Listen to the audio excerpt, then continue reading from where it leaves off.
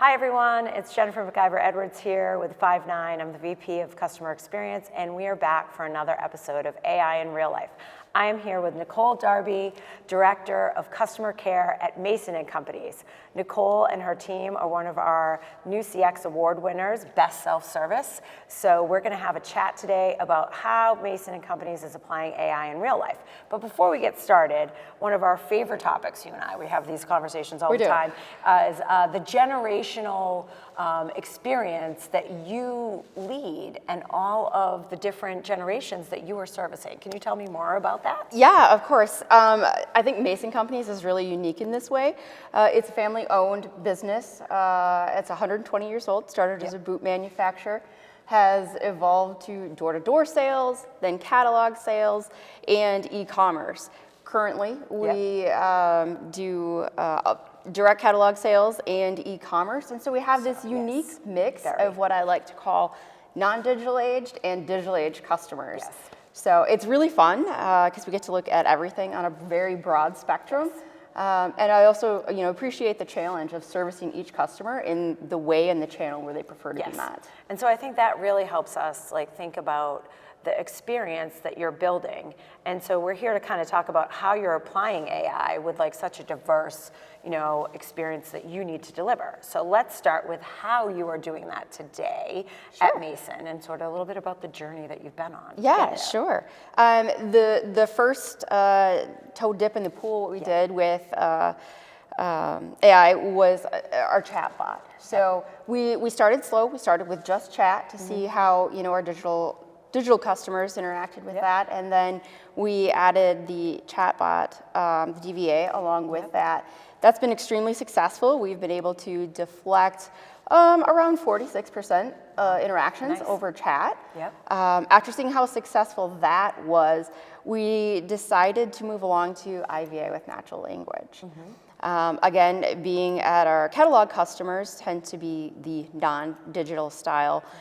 We thought that the natural language would be easier for them to interact instead of doing the traditional DTMF, pulling the phone away, having to press a button. They can now just speak right into the phone and let our virtual agents know what they need. And has that worked well? Did you find that it has worked really, really well, and we get to go through and look at the intents to make sure things are being routed correctly. And so listening to this, it's really cute. Some of them actually call the virtual agents by name. Oh, that's awesome. Yes, so we've named our virtual agents to kind of correspond with our brands. So can I ask, what are some of the names? Yes. So our Stoneberry brand's virtual agent is named Sabrina. Nice. Yes. Macy's is named Macy. So we've kind of correlated the name along with the brand, and so it's really cute when listening to the intents and you hear someone say, "Oh, Sabrina, I'd like to place an order." So it's so cool. That's fantastic. So you've had some really good results and good experiences.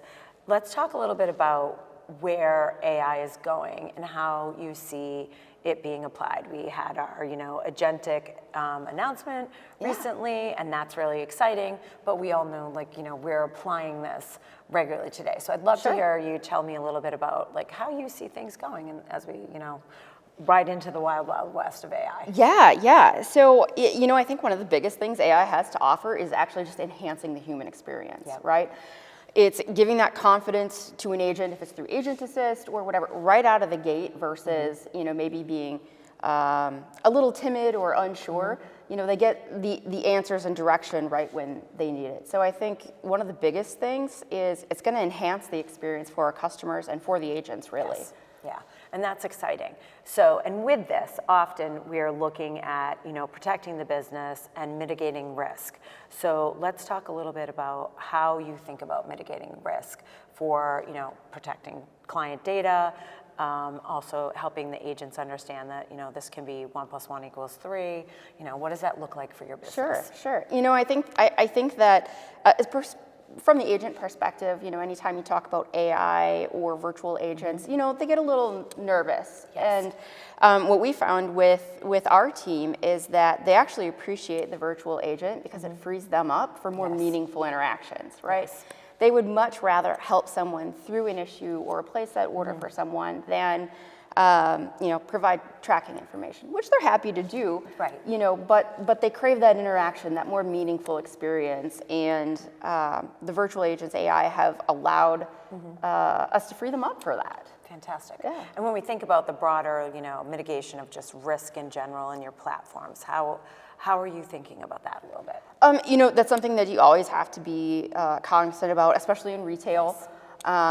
And so, we have a great cybersecurity team that's always, hey, let's check this out. Yep. But honestly, how far it's come, data is really well protected, and the risk is minimal. Absolutely. Well, this is exciting. I want to thank you for taking time to talk with us today.